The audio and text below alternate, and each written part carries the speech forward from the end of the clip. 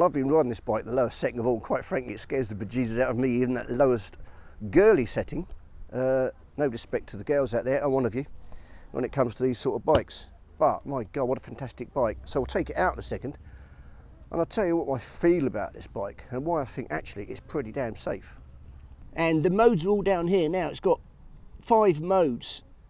If I press this mode button here and go along to the modes, you don't have to move these up and down. So that's mode 3, which is girly mode. Click it down once for mode 2. You can see that the power, traction, electric braking and suspension settings are all changed for you. Then going into mode 1, they're the most kind of severe or less restrictive when you're on the track. I must put it back in mode 3. I'm not good enough to ride it in the better mode. We all know that. Right, now, in this lowest mode, mode 3, with the highest settings of engine braking, traction, more compliant suspension, the throttle, absolutely perfect, non-jerky whatsoever, extremely easy to ride. I say this, and I mean it. Someone could pass their test and get on this bike in the lowest mode, and it'd be a lot easier to ride than the bike they learnt on, typically one of those diversion 600s, or some other 600cc motorbike that you've got past your mod 2 and test on. It's ridiculous. The throttle is absolutely perfection itself. I've tried it briefly in the other settings, and it wasn't, well, it's just obviously more direct, so it becomes a bit more jerky. It feels like that. Right, I'm using the clutch going to second gear. Sometimes if you're not getting enough revs, it just goes into neutral.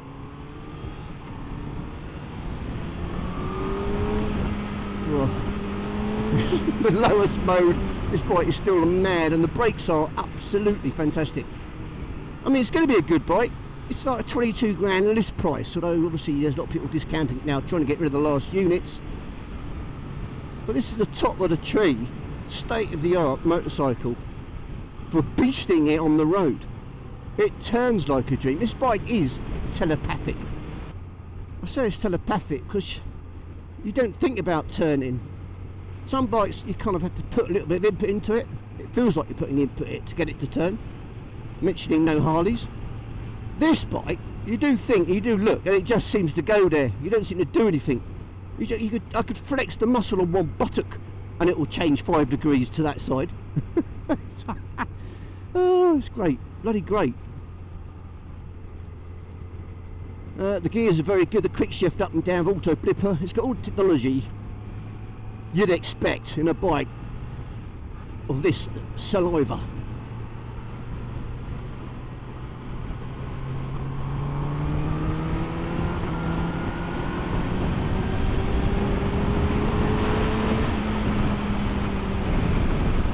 That being anti-wheelie, anti-stoppy, anti-side, slide, Scooby-Doo, ABS, flipping that, flipping this, flipping that. It's got everything. So if I do crash this or drop it, then it is, and it has, got to be my fault.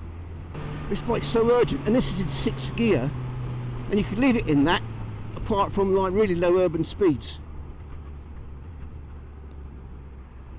Not that it's got much torque down there, but it's just so incredibly smooth with the pickup. The brakes are very good.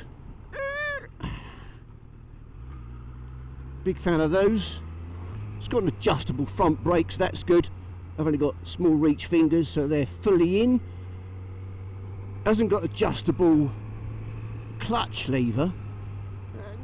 Probably gonna bring that in a little bit, so I might have to get an aftermarket lever, unfortunately. Never mind. It's a pussycat in this mode. However, my missus took one look at it and didn't talk to me for about 4 days. Because quite right, you take one look at this and she just said, well, that's going to kill you, and then walked away. So she's got my number, and she's not wrong. I can't, there's no point in me trying to explain it in mode 3. It's probably the safest bike you'll come across, given that it's so docile, super smooth, probably like a 125. Well, actually smoother than that, a bit jerky.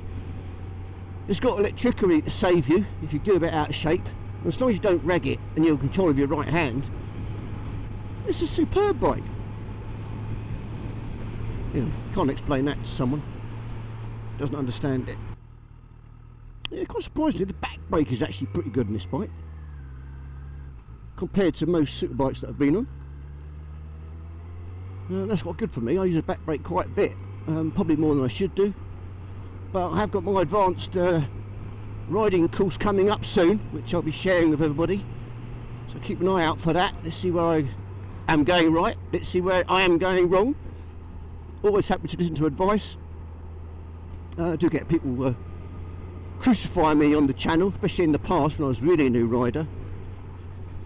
And that's fair enough. You know, I'm not the greatest in road position yet. I mean, all I think about is where I want to be at any particular moment to be safest.